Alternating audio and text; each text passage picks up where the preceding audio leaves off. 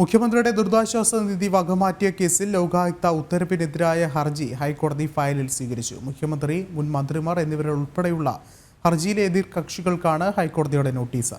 മുഖ്യമന്ത്രിക്ക് ചട്ടപ്രകാരം കത്ത് രൂപത്തിലായിരിക്കും നോട്ടീസ് അയക്കുക.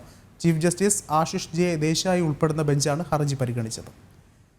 കൂടുതൽ വിവരങ്ങളുമായി രേഷ്മ ബാബു ചേർന്നുണ്ട്. രേഷ്മ, നിലവിൽ ഹൈക്കോടതിയുടെ ഒരു നിരീക്ഷണത്തെ നമുക്ക് എങ്ങനെ വിലയിരുത്താം? രേഷ്മയിലേക്ക് തിരികെ എത്താൻ വളരെയധികം നിർണായകമായൊരു നിലപാടാണ് ഇപ്പോൾ ഹൈക്കോടതിയുടെ ഭാഗത്തു നിന്ന് ഉണ്ടാകുന്നത്. ലോകായുക്ത ഉത്തരവിനെതിരായ ഹർജി ഇപ്പോൾ ഹൈക്കോടതി ഫയലിൽ സ്വീകരിച്ചിരിക്കുകയാണ്. മുഖ്യമന്ത്രിയുടെ ദുരിതാശ്വാസ നിധി വകമാറ്റിയ കേസിൽ പുറപ്പെടുവിച്ച ലോകായുക്ത ഉത്തരവിനെതിരെയാണ് ഹർജി നൽകിയിട്ടുള്ളത്. ഈ ഹർജിയാണ് ഇപ്പോൾ ഫയലിൽ സ്വീകരിച്ച നടപടിയായത് ഹൈക്കോടതി. അതിലേറ്റവും പ്രധാനപ്പെട്ട കാര്യമെന്ന് പറയുന്നത് നിലവിൽ എതിർ കക്ഷികൾക്ക് ഹൈക്കോടതി നോട്ടീസ് അയക്കുകയാണ്. രേഷ്മ ഒരിക്കൽ കൂടി ചേർന്നുണ്ട്. രേഷ്മ, നിലവിൽ ഹൈക്കോടതിയുടെ ഒരു നിരീക്ഷണത്തെ നമുക്ക് എങ്ങനെ നോക്കിക്കാണാം?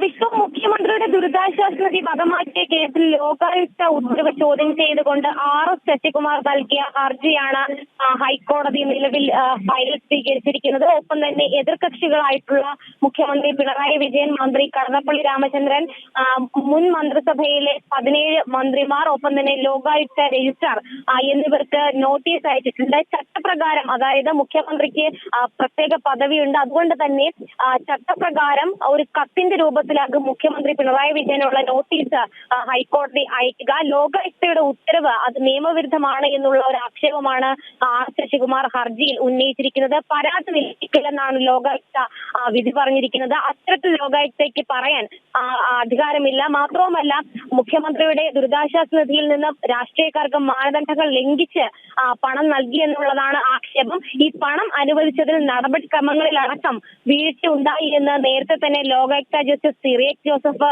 പറഞ്ഞിരുന്നു. പക്ഷേ ഇത് സെക്ഷൻ 14 പ്രകാരം ഡിക്ലറേഷൻ നൽകാനുള്ള തെളിവുകൾ ഇല്ല എന്നുള്ളതായിരുന്നു ലോകായുക്തയുടെ കണ്ടെത്തൽ. മാത്രവുമല്ല, ഈ പരാതി, അതായത് മുഖ്യമന്ത്രിയുടെ ദുരിതാശ്വാസ നിധി വകമാറ്റി ചെലവഴിച്ചു എന്നുള്ള പരാതി, അത് ലോകായുക്തയുടെ അധികാര പരിധിയിൽ വരില്ല എന്ന് 2 ലോകായുക്തമാരും പറഞ്ഞ ഒരു സാഹചര്യമുണ്ട്. ഇതൊക്കെ തന്നെ നിയമവിരുദ്ധമായതിനാൽ പ്രസ്തുത ലോകായുക്തയുടെ ഉത്തരവ് റദ്ദാക്കണമെന്നുള്ളതാണ് ഈ ഹർജിയിലെ ആവശ്യം. എന്തായാലും ഹൈക്കോടതി ഈ ഹർജിയിന്മേൽ വിശദമായിട്ട് തന്നെ വാദം കേൾക്കാനുള്ള ഒരു തീരുമാനത്തിലേക്കാണ് കടന്നിരിക്കുന്നത്. അതിന്റെ ഭാഗമായിട്ടാണ് മുഖ്യമന്ത്രി ഉൾപ്പെടെയുള്ള എതിർകക്ഷികൾക്ക് നോട്ടീസ് അയക്കാനുള്ള നിർദ്ദേശം നൽകിയിരിക്കുന്നത്. മുഖ്യമന്ത്രിക്ക് മാത്രം കത്തിന്റെ രൂപത്തിലായിരിക്കും ചട്ടപ്രകാരം നോട്ടീസ് അയക്കുക.